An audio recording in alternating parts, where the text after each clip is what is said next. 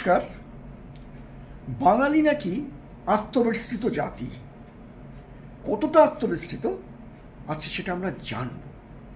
বরণীয় বাঙালি এবং এই গ্রন্থটি যিনি রচনা করেছেন সত্যব্রত চট্টোপাধ্যায়।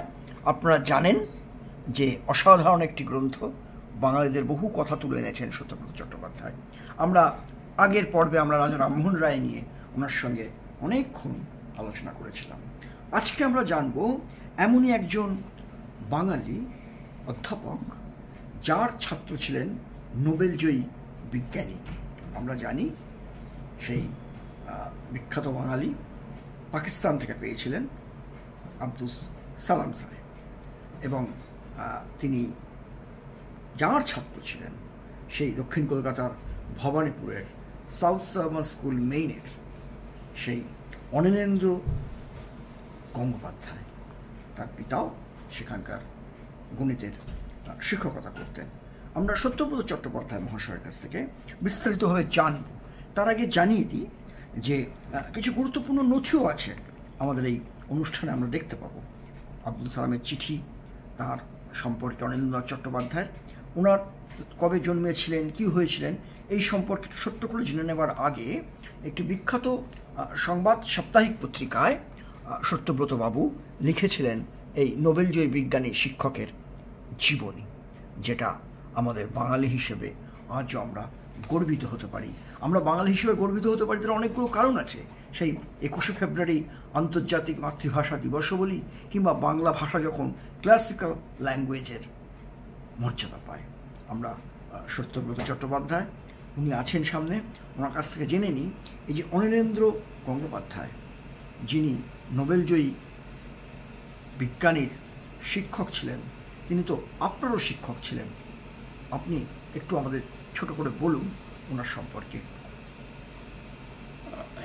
অধ্যাপক গঙ্গোপাধ্যায়ের সঙ্গে আমার পরিচয় 1953 সালে। তখন আমি বঙ্গবাসী কলেজে গণিত অনার্স নিয়ে পড়ছি। আমাদের যিনি বিভাগীয় প্রধান ছিলেন গণিতের, অধ্যাপক প্রভাষচন্দ্র ভট্টাচার্য, উনি ভবানীপুরে বাসিন্দে ছিলেন। তো মাস্টারমশাই মানে অধ্যাপক অনিলেন্দ্রনাথ গঙ্গোপাধ্যায়ের বাড়ি ছিল চক্রবেড়েতে। চক্রবেড়ে অ্যাকচুয়ালি এটা হচ্ছিল ওর দাদামশাইয়ের বাড়ি। ওদের পৈতৃক বাড়িটা ভবানীপুরে আরেকটা অঞ্চলে ছিল, কিন্তু কোনো কারণে ওরা ছোটবেলা থেকেই দাদামশাইয়ের কাছে মানুষ হয়েছিলেন। তো এখন অধ্যাপক গঙ্গোপাধ্যায় কলকাতাতে অধ্যাপনা করেননি। উনি 1919 সালে উনি লাহোরে সনাতন ধর্ম কলেজ বলে একটি কলেজ ছিল, পরে সেটা আম্বালায় স্থানান্তরিত হয়, মানে আমাদের দেশ ভাগের পরে, বর্তমানে পাকিস্তানে। হ্যাঁ, আগে পাকিস্তানে লাহোরে ছিল, পরে আম্বালায় সনাতন ধর্ম কলেজ বলে প্রতিষ্ঠিত হয়। তখন উনি আবার সনাতন ধর্ম কলেজে চলে আসেন দেশ ভাগের পরে। এখন অধ্যাপক গঙ্গোপাধ্যায় 1953 সালে এই সনাতন ধর্ম কলেজ আম্বালা এখান থেকে উনি অবসর নেন। অবসর নেওয়ার পর উনি এসে চক্রবেড়েতে রয়েছেন, ওদের যা ওদের বাড়িতে রয়েছেন। সেই সময় প্রভাসবাবু ওর সঙ্গে যোগাযোগ করেন। প্রভাসবাবুর সঙ্গে ওর আলাপ ছিল, কারণ দুজনেই গণিতের লোক। আমার মনে হয় দুজনেই সমসাময়িক ছাত্র ছিলেন। আমরা একটু জেনে নিই যে উনি বোধহয় জন্মেছিলেন 1891 সালে। 1892-তে, আর প্রয়াত হন 1982 সালে। দীর্ঘ জীবন। এবং আপনি ছাত্র অবস্থায় পেয়েছেন মৌলানা আবুল কালাম আজাদ কলেজে। না, তাহলে বঙ্গবাসী কলেজে। মৌলানা আবুল কালাম আজাদ কলেজে আমি অধ্যাপনা করেছি। আপনি পড়িয়েছেন। আমরা জানতে পারছি যে বঙ্গবাসী কলেজে তো অনেক দিকপাল মানুষরা ছাত্র ছিলেন। শহীদ যতীন দাস ওখানকার ছাত্র ছিলেন, বিপ্লবী রুদ্রিন দাস 63 দিন অনশন করে যিনি মারা যান। তা এবার আপনি একটু বলুন, আপনি অধ্যাপক গঙ্গোপাধ্যায়কে ঠিক কেমন দেখেছেন টিচার হিসেবে? গঙ্গোপাধ্যায়, আমি সেইটাই বলছি, তো প্রভাসবাবু ওকে নিয়ে আসেন, প্রভাসবাবু ওকে নিয়ে আসেন এই শর্তে, উনি শর্তটা দিয়েছেন যে উনি অনার্স ক্লাসেই খালি পড়াবেন, আর কোনো ক্লাসে পড়াবেন না। আচ্ছা, তা আমরা অনার্সের ছাত্র ছিলাম, তো উনি এলেন আমাদের অনার্স। আপনি কি গণিতের ছাত্র ছিলেন? আমি গণিতের ছাত্র, গণিতের ছাত্র, এবং আমি ফলিত গণিতে কলকাতা বিশ্ববিদ্যালয় থেকে এমএসসি করে তারপর আমি অধ্যাপনা করেছিলাম মৌলানা আজাদ কলেজে 3 বছর। তো যাই হোক, অধ্যাপক গঙ্গোপাধ্যায় এলেন, প্রভাসবাবু এসে, আমার মনে আছে সে দিনটার কথা এখনো, ওই আমাদের বঙ্গবন্ধু কলেজে ওপরে একটা ছোট ঘরের, অনার্স ক্লাসে তো খুব বেশি ছাত্র ছিল না গণিত অনার্সে, আমরা জোন 10 ছিলাম বোধ হয়, জোন 10-12 ছাত্র, একটা ছোট ক্লাসরুম ছিল। তো প্রভাসবাবু এসে ওকে আলাপ করিয়ে দিলেন, আমাদের বললেন যে ইনি অধ্যাপক গঙ্গোপাধ্যায়, ইনি ছিলেন আম্বালাতে, ছিলেন প্রথমে লাহোরে, ও একটা সংক্ষিপ্ত পরিচয় দিয়ে ইনি তোমাদের এখন থেকে তোমাদের, উনি এখানে অনার্স ক্লাস নেবেন, সাবজেক্টও বলে দিলেন। ওকে দেখে আমি অন্যদের কি প্রতিক্রিয়া হয়েছিল বলতে পারবো না, কিন্তু আমি মানে একেবারে কি বলবো, আমি এরকম মানে কোনো ব্যক্তিত্ব আমাকে এইভাবে তার আগে অভিভূত করতে পারেনি, মানে অ্যাবসলিউটলি বলতে পারবো, মানে থান্ডারস্ট্রাক, মানে তার মানে তার যে ঘরে ঢুকলেন, যে তার ব্যক্তিত্ব একটা সাধারণ খদ্দরের জামা কাপড় পরা, সম্ভবত জুতোটা ক্যাম্বিসে ছিল, উনি গান্ধীজির ভক্ত ছিলেন, খদ্দর ছাড়া কিছু পড়তেন না। এখন উনি এলেন, প্রভাসবাবু সংক্ষিপ্ত ভূমিকা করে প্রভাসবাবু চলে গেলেন। তারপর উনি আমাদের সঙ্গে প্রথম দিনটা একটু গল্প গুজব করলেন, উনি প্রথম তারপর কী কী পড়ানো বিষয়গুলোর ওপর একটু আমাদের আলোচনা করে নিলেন, কতটা পড়ানো হয়েছে, আগে যিনি পড়াচ্ছেন, মানে অসাধারণ ব্যক্তিত্ব, মানে এরকম ব্যক্তিত্ব। কিন্তু ব্যক্তিত্ব মানে তোমার অনেক ব্যক্তিত্ব আছে যাকে আমি বলবো, ধরো ক্ষুরোদার ব্যক্তিত্ব, মানে তার প্রতিভা এমন, তার বুদ্ধিদীপ্ত প্রতিভা ক্ষুরোদার, মানে সে অনেক সময় লোককে আহত করে দেয়, কিন্তু তা নয়, স্নিগ্ধ ব্যক্তিত্ব, কিন্তু অসাধারণ ব্যক্তিত্ব। ছাত্র শিক্ষক সম্পর্কটা একটা অন্য উচ্চতায় নিয়ে গেছে। ওই রকম মানে শিক্ষক তো আমি আর দেখিনি। আমি এমএসসিতেও যখন পড়েছি, অনেক দিকপাল শিক্ষক আমাদের পড়িয়েছেন, দিকপাল, তারা নাম করা প্রত্যেকেই, কিন্তু তাদের পড়ানোর ধরন একরকমের ছিল। আমি কম্পেয়ার করবো না, কারণ তারাও দিকপাল, ইনিও দিকপাল, কিন্তু এর একটা অন্য ধরনের, সবকিছু অন্য ধরনের ছিল, আর লোককে আপন করে নিতে পারতেন একবার। এই হচ্ছে ওর সম্বন্ধে আমার অভিজ্ঞতা। আমরা 2 বছর পড়লাম ওর কাছে, অনার্স করলাম। দুর্ভাগ্যবশত আমার বিএসসি অনার্সের রেজাল্ট খুব ভালো হয়নি, আমি 2nd ক্লাস পেয়েছিলাম। তাতে মাস্টারমশাই খুব হয়েছে, মানে মুখে কিছু বলেননি, কিন্তু উনি খুব আশাহত হয়েছিলেন, মানে উনি ভেবেছেন আমি 1st ক্লাস পাবো। তা আমি মাস্টারমশাইকে আশাহত করেছিলাম, সেটা পুড়িয়ে দিয়েছিলাম, তোমার এমএসসিতে 1st ক্লাস পেয়েছিলাম। কিন্তু তারপরেও কিন্তু মাস্টারমশাই আমাদের মাস্টারমশাই ছিলেন, আমাদের বেশ একটা গ্রুপের, উনি আমাদের করতেন সবসময়, অনেক ব্যাপারে, পার্সোনাল ব্যাপার, অনেক কিছু ব্যাপারে আমাদের দিক নির্দেশ করতেন। দেশের সম্পর্কে, দেশের মানুষের সম্পর্কে কিরকম ভাবনা চিন্তা ছিল, বা আপনাদেরকে প্রভাবিত করতেন কিনা? দেখো, ওর যে অ্যাপ্রোচ ছিল, একটা অ্যাবসলিউটলি হিউম্যানিটেরিয়ান অ্যাপ্রোচ ছিল, অ্যাবসলিউটলি হিউম্যানিটেরিয়ান অ্যাপ্রোচ। এরকম উনি রাজনৈতিক মতবাদ তার কখনো প্রকাশ করেননি। উনি, আমরা জানতাম যে উনি গান্ধীজির অনুগামী, কারণ তিনি খদ্দর ছাড়া, কিন্তু কোনোদিন তুমি যে গান্ধী সম্বন্ধে যে একটা প্রচার করা, যে গান্ধীজি এত বড় নেতা ছিলেন বা এগুলো এগুলো কোনোদিন করেননি। কোনো রাজনৈতিক আলোচনা উনি আমাদের সঙ্গে কোনোদিন করেননি। কিন্তু লোকের সঙ্গে ব্যবহারের সময় এবং ওই সময় আমি তোমায় বলবো, ধরো উনি তখনকার দিনে বঙ্গবাসী কলেজে ওই 1953 সালে অনার্স ক্লাসে পড়াবার, শুধু অনার্স ক্লাসে পড়ানোর জন্য সপ্তাহে বোধ হয়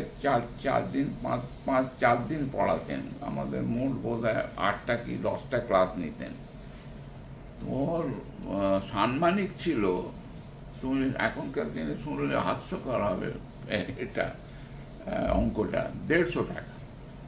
150 টাকা সাম্মানিকে উনি পড়াচ্ছেন। অবশ্য এটা আমি পরে দেখলাম যে তখন এতই কম ছিল বেতন, বুঝলে। কারণ আমি নিজে যখন কলেজে পড়াতে আরম্ভ করি আমার স্কেল ছিল 200 থেকে 450, সেই সময়টাই ছিল সরকারি কলেজে, এবং ইউজিসি স্কেল হয়েছিল 200 থেকে 500। মানে লেকচারার। কোন সাল?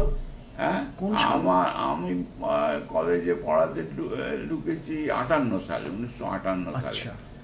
আর কিন্তু মাস্টারমশাইয়ের সঙ্গে সম্পর্ক সারা জীবন, মানে বাড়িতে আসতেন, আমাদের বাড়িতে বহুবার এসছেন, আর অনেক ব্যাপারে গাইড করেছেন। এবং আমার কম্পিটিটিভ পরীক্ষা দেওয়ার সময় আমার গণিতের কোনো সমস্যা, গণিত আমি অপশনাল সাবজেক্ট নিয়েছিলাম, তো গণিতের ওই সম্বন্ধে কোনো যদি সমস্যা হতো মাস্টারমশাইকে বলতাম, উনি সমাধান করে দিতেন। বাড়িতে এসেছেন বহুবার, কোনো মানে একদম অ্যাবসলিউটলি ইনফর্মাল লোক, কোনো ফর্মালিটি ছিল না বাড়িতে। আরেকটা জিনিস, উনি খুব মজার ব্যাপার, উনি আমাকে ব্রিজ খেলাতে, ব্রিজ খেলার ইন্ট্রোডাকশনটা করি, যার জন্য এখনো আপনি। হ্যাঁ, আমি তখন ব্রিজ খেলতাম অল্প স্বল্প, খুব একটা ভালো খেলতাম না, এখনো খেলি না, ক্যাজুয়াল প্লেয়ার ছিলাম একদম।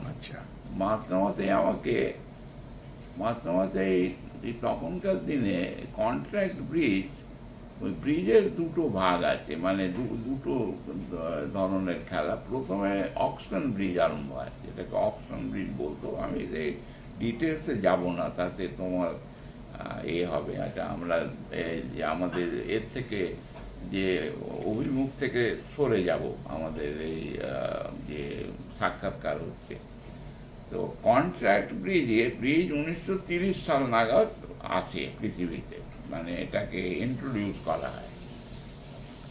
ওই সময় থেকে মাস্টারমশাই কন্ট্রাক্ট ব্রিজ খেলতেন, কারণ ওই লাহোরে তো আর উনি ছিলেন ব্যাচেলার মানুষ, অবিবাহিত, তো উনি অনেক সময় ছিল, মানে এরপরে আর কি সময় কাটাবার জন্য বন্ধু বান্ধব ছিল ওদের সঙ্গে কন্ট্রাক্ট। উনি কি রাজনৈতিক জীবনে মানে 47 সালের আগে কোথাও ছিলেন যুক্ত? না, সেটা উনি কখনো বলেননি। কোনো আত্মজীবনে কিছু লিখে যান? না না, কিচ্ছু না, একদম না। আর ওনার বাবাও গণিতের শিক্ষক ছিলেন? ওর বাবা গণিতের শিক্ষক ছিলেন, ওই ভবানীপুরে সাউথ সাভারন স্কুল মেইনে। আর উনি ওখানকারই ছাত্র ছিলেন আমার ধারণা, উনি ওখানেই ছাত্র ছিলেন, কিন্তু আমার কাছে তার কোনো মানে নেই, মানে কোনো রেকর্ড নেই, কিন্তু মনে হয় ওখানেই ছাত্র হবেন, কারণ বাবা ওইখানে পড়াতেন, তো অঙ্কের শিক্ষক ছিলেন, ওখানে ভর্তি হয়েছেন। না, আমি যেটা বলছি, উনি কন্ট্রাক্ট ব্রিজের একটা বই আমায় উপহার দিয়েছিলেন। আচ্ছা, এতে তখনকার দিনে খুব একটা মূল্যবান বই। আচ্ছা, এই বইটা আমি আজও সযত্নে রেখেছি। আচ্ছা, আপনার কাছে আছে বইটা? আছে। আচ্ছা, ওটা পরে ছবি তুলে নেব। হ্যাঁ, ঠিক আছে। আচ্ছা, এবার আপনি একটু বলুন যে নোবেলজয়ী বিজ্ঞানী শিক্ষক, এই দিকটা যদি একটু আলোকপাত করেন। এটা খুব ইন্টারেস্টিং ব্যাপার। মাস্টারমশাই 1944-45 সাল এই সময়, তখন ওই সনাতন ধর্ম কলেজে শিক্ষকতা করছেন। সনাতন ধর্ম কলেজে শিক্ষকতা করতে করতে ওই সময় বোধহয় উনি বিভাগীয় প্রধান ছিলেন, আচ্ছা, গণিতের, বুঝলে। তো উনি হলো কি, ওদের লাহোর বিশ্ববিদ্যালয়ে তখন এই যে এটা ছিল, যে প্রথা ছিল, বিভিন্ন কলেজ থেকে শিক্ষকেরা এসে শিক্ষকেরা এসে বিভিন্ন বিষয়ে তারা পড়াতেন, মানে একদম রেগুলার বেসিসে, কোনো ছিল না। তো মাস্টারমশাই সেই হিসেবে ওখানে লাহোর বিশ্ববিদ্যালয়ে গণিতের অধ্যাপনা করেছেন। আচ্ছা, ওই 1944 সালে 1944-45 এই 2 বছর অধ্যাপক সালাম, আব্দুল সালাম, যিনি আমাদের 79 সালের ফিজিক্সের নোবেল বিজয়ী এবং পাকিস্তানের প্রথম বিজ্ঞানী, যিনি নোবেলজয়ী বিজ্ঞানী, তিনি 1944-45 সালে ওর ছাত্র ছিলেন। 44-45 ছাত্র ছিলেন এবং উনি খুব ভালোভাবেই এমএসসি পাস করেন। তারপর রিসার্চ ইত্যাদি করেন, বাইরেও গিয়েছিলেন। এই ছাত্র জীবন মানে ওর মাস্টারমশাইয়ের উনি 44-45 সালে 2 বছর ছাত্র ছিলেন। এবং একটু আমরা দেখে নিই, একটা চিঠিও বোধহয় আপনি যেটা দেখাচ্ছিলেন, হ্যাঁ, এটা হচ্ছে imperial college of science and technology, এটা 80 সালে। 79 সালে এই আব্দুল সালাম, যিনি পাকিস্তানের প্রথম নোবেল বিজয়ী, আব্দুল সালাম, এবং তিনি একটি চিঠিও লিখেছিলেন, চমৎকার সেই চিঠি, তার চিঠির সেই ভাষা, এবং আমি সত্যগুলো হাতেই দিচ্ছি, উনি চিঠি তুলে দেখান একটু, এবং মূল বক্তব্যটা, হ্যাঁ। এবং আমরা এই নোবেলজয়ী বিজ্ঞানী পরবর্তীকালে কলকাতায় এসেছিলেন, এবং কলকাতায় আসার পরে প্রায় শয্যাশায়ী তার মাস্টারমশাই প্রফেসর অনিলেন্দ্র গঙ্গোপাধ্যায়ের কাছে এসেছিলেন, এবং সেই ছবি কিন্তু ধরা আছে। আমি সেই ছবিটা আরেকবার দর্শক বন্ধুদের দেখাচ্ছি, যে অপূর্ব এক মেলবন্ধন। নোবেলজয়ী বিজ্ঞানী এসেছেন তারই গুরুর কাছে, শিক্ষা গুরুর কাছে, এবং ঠিক যেমনটা সত্যব্রত চট্টোপাধ্যায় বলছিলেন আমরা দেখতে পাচ্ছি, সেই ডক্টর সালাম এসেছেন তার কাছে। হ্যাঁ, প্রফেসর চট্টোপাধ্যায়। হ্যাঁ, এখানে তোমার 79 সালে যখন অধ্যাপক সালাম, তখন উনি এখানে ছিলেন imperial college of science and technology, professor of theoretical physics, London. তো উনি যখন নোবেল প্রাইজ পান, তখন মাস্টারমশাই, মনে আছে তো, ছাত্রদের সঙ্গে ওর যোগাযোগ ছিল, তো অল্প স্বল্প চিঠিপত্র হলেও যোগাযোগ ছিল, জানতেন ছাত্ররা কে কীরকম করতেন। ওর অনেক বিখ্যাত ছাত্রও ছিলেন, আমি তাদের নাম পরে সময় বলবো এক এক করে। তো অধ্যাপক সালাম যখন নোবেল প্রাইজ পান 79 সালে, তখন মাস্টারমশাই ওকে একটা অভিনন্দন জানিয়ে একটা চিঠি লেখেন। তো সেই চিঠিটা দুর্ভাগ্যের বিষয় আমার কাছে নেই, কিন্তু মাস্টারমশাই লিখেছিলেন, আমাকে চিঠিটা দেখিয়েছিলেন, কিন্তু কোনো কারণে আমি সেই সময় চিঠিটার কপি আমি করিনি। অধ্যাপক সালাম তার উত্তরে এই খুব সুন্দর চিঠিটি লেখেন, যেটা দেখালে তুমি এইমাত্র, এবং তাতে খুব সিগনিফিক্যান্টলি একটা কথা, একটা লাইন বলা আছে, I do not know of anyone so fortunate with such wonderful teachers. Nothing that you to underline, you taught us was ever bettered by anyone at Cambridge or elsewhere. So when I got your letter today, tears welled in my eyes. I have been invited to Calcutta, and I have promised to come next year. Now this is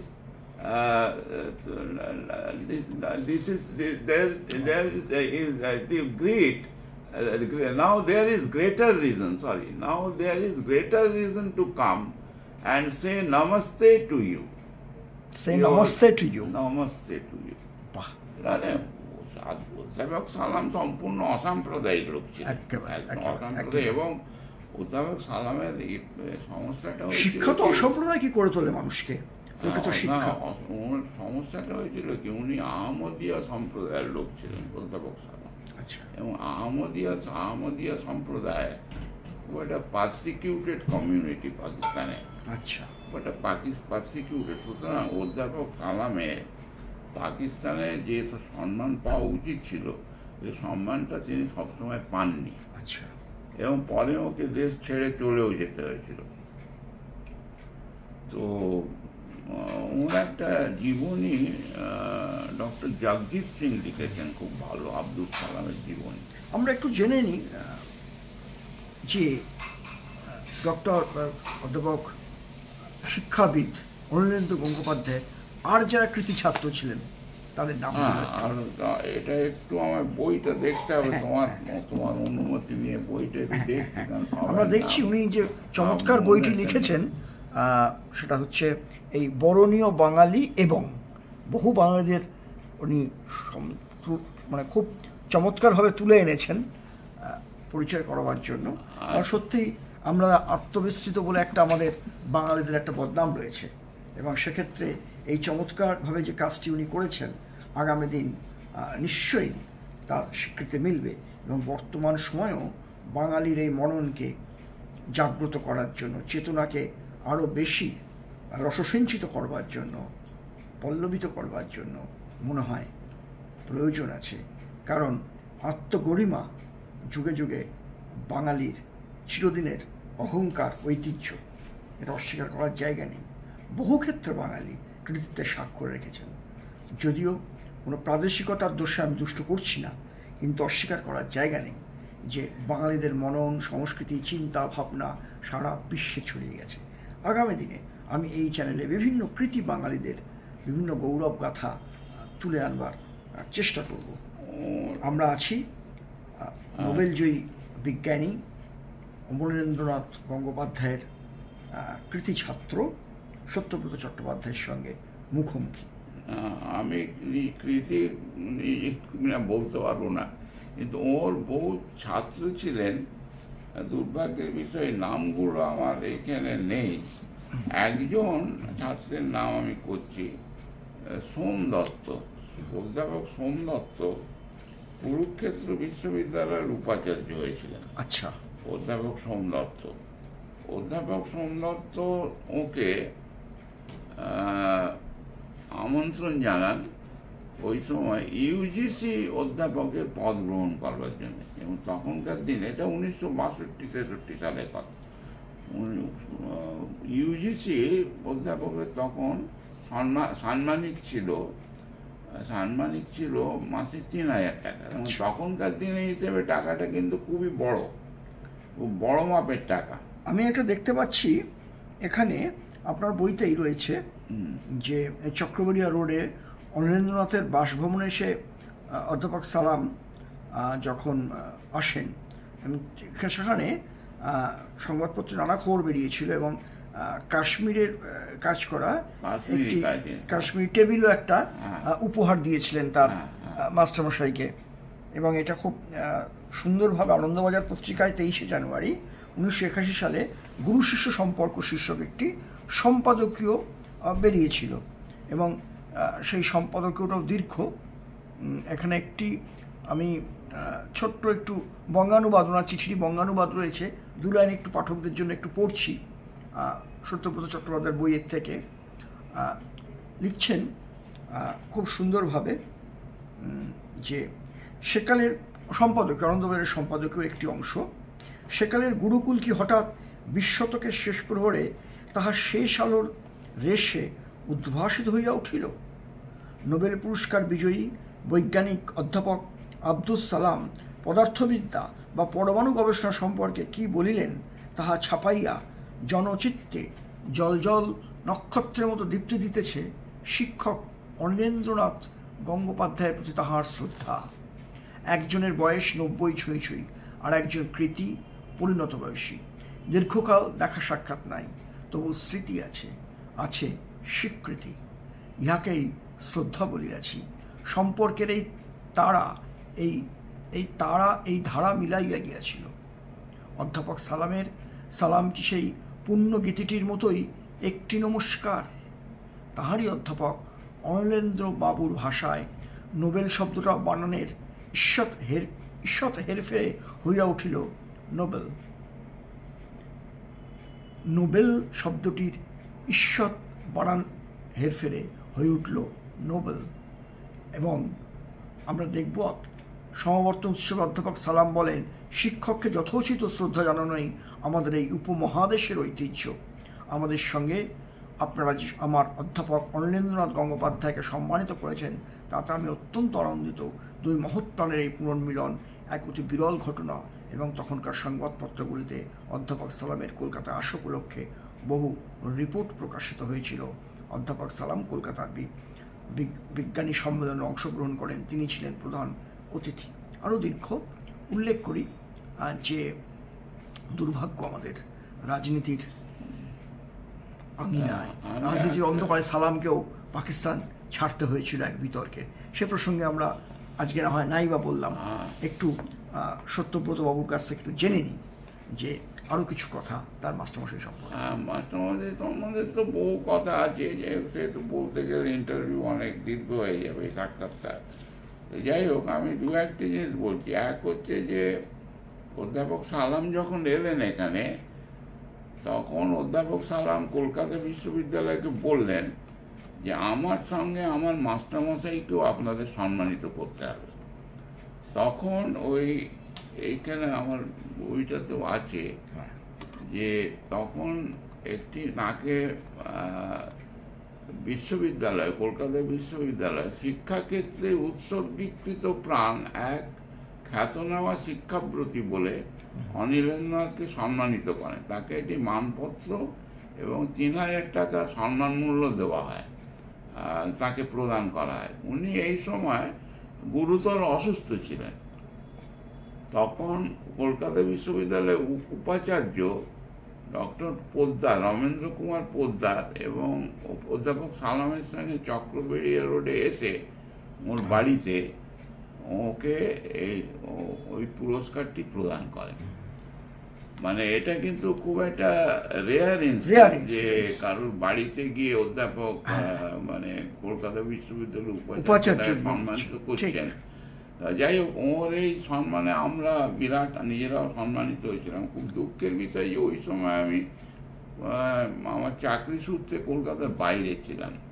এই ঘটনাগুলো আমি কিছু আমার সামনে ঘটেনি, এর জন্য মানে আজও আমার ক্ষোভ রয়েছে যে আমি এগুলো দেখতে পেলাম না। কিন্তু যাই হোক, আপনি যেভাবে লিপিবদ্ধ করেছেন এটা তো আমরা হারিয়ে যেত। আমাদের এই প্রজন্মের মানুষজন হয়তো আমরা এই নোবেলজয়ী বিজ্ঞানী শিক্ষককে বুঝতাম না, জানতাম না, হারিয়ে যেত। কারণ আমাদের তো একটা স্বভাব আছে, আমরা দেখেছি, এটা আমাদের দুর্ভাগ্যের হলেও সত্যি, যে বহু কৃতি বাঙালিকে আমরা ভুলে গেছি, ভুলিয়ে দেওয়া হয়েছে, কোথাও তাদেরকে রাখা হয়নি নানা কারণে। আমরা একটা আলোচনায় নিশ্চয়ই সেই সব মহাপুরুষ, মহামানব, বাঙালির গর্ব, তাদের নিয়ে আলোচনায় বসবো। আজ আমরা আলোচনা একদম শেষের দিকে এসেছি। আমরা অধ্যাপক সত্যব্রত চট্টোপাধ্যায়ের কাছ থেকে একটু শুনে নিই। আপনি এই যে নিরন্তর কাজ করে যাচ্ছেন বিভিন্ন বাঙালির বৈশিষ্ট্য বা বরণীয় বাঙালিদের নিয়ে, এই ব্যাপারে আপনার কিছু একদম সাজেশন কিছু একটা আছে? আমার মানে আমার উদ্দেশ্য হচ্ছে, দেখো আমার অনেক বয়স হয়েছে, মানে আমার আর আমি কতদিন আর বলতে হয়, আমার 88 কমপ্লিট হয়ে গেছে। এমন কিছু না, আমরা মোরারজি দেশাইকে দেখেছি, তিনি গঙ্গা স্নান করছেন, প্রধানমন্ত্রী দায়িত্বে সামলেছিলেন। তো আশা নেই। যাই হোক, যে আমি একটা জিনিস অনুভব করি যে আমাদের বর্তমান প্রজন্ম এবং শুধু বর্তমান প্রজন্ম কেন, ঠিক আমাদের পরের প্রজন্ম অনেকে আমাদের কৃতি সন্তানদের সম্বন্ধে আমরা খুব অবহিত নই। তো আমার একটা ইচ্ছে আছে, এবং সেই ইচ্ছে অনুযায়ী আমি অনেকের জীবনী আমি লিখেছি, ছোট ছোট জীবনী, যেগুলো বিভিন্ন জায়গায় প্রকাশিত হয়েছে। যেমন আমি তোমার লিখেছি স্যার উইলিয়াম জোন্সের উপর একটা লেখা। তারপরে আমি লিখেছি রাধাকান্ত দেব, মহারাজা স্যার রাধাকান্ত দেব বাহাদুর। তারপরে প্যারীচাঁদ মিত্র, কালীপ্রসন্ন ঘোষ, এদের নিয়ে স্যার গুরুদাস বন্দ্যোপাধ্যায়, এদের সব নিয়ে লিখেছি। আমরা সেগুলো একে একে আসবো আগামী দিনে। না না, সেটা আমি প্রথমে যখন জানতে চাইলাম একটু বলতে চাই যে সম্বন্ধেটা হচ্ছে যে এদের জীবনী লেখা লিখে এই সংগ্রহ একটা জীবনী সংগ্রহ, প্লাস আমার যে বিবিধ ধরনের প্রবন্ধ আছে ওগুলো একসঙ্গে করে একটা সংকলন বার করার ইচ্ছে আছে। জীবনীগুলো লেখার উদ্দেশ্য হচ্ছে ওই যেটা আমি তোমায় বললাম যে আমাদের পরবর্তী প্রজন্ম এবং তার পরবর্তী প্রজন্ম এবং তার পরবর্তী প্রজন্ম এসে গেছে এখন, তাদের সামনে এদের তুলে ধরা। কারণ আজকে তুমি মনে করো প্যারীচাঁদ মিত্রর নাম কজন জানে? আজকে তুমি মনে করো তোমার স্যার গুরুদাস বন্দ্যোপাধ্যায়ের নামই বা পরিসরটাকে কমিয়ে আনা হয়েছে। হ্যাঁ, তো এই জন্য এইটা আমার একটা মিশন, এটা একটা মিশন। আমি কত দূর এতে মানে আমি সফল হব আমি জানি না, তো আমি চেষ্টা করে যাচ্ছি, এখনো আমি লিখে যাচ্ছি যতটা সম্ভব। কত ভালো হচ্ছে না হচ্ছে আমি জানি না। আমাদের এই চ্যানেলের অসংখ্য দর্শক বন্ধু যারা আছেন তারা জানেন যে বিভিন্ন বিষয় আমরা তুলে ধরছি, এবং এই সত্যব্রত বাবুর যে মিশন এটা আমরা চাইব আগামী দিনের জন্য সফল হোক। খুব প্রয়োজন আছে, এটা নিড অফ আওয়ার, এটা বোধহয় দরকার আছে ভীষণ। আপনাদের সকলকে শুভেচ্ছা, আপনারা সঙ্গে থাকুন, পাশে থাকুন, কারণ আমরা অনেক বিরল জিনিস, সত্য কথা, সত্য ভাষণ তুলে আনব। ভালো থাকবেন, নমস্কার, জয় হিন্দ। জয় হিন্দ।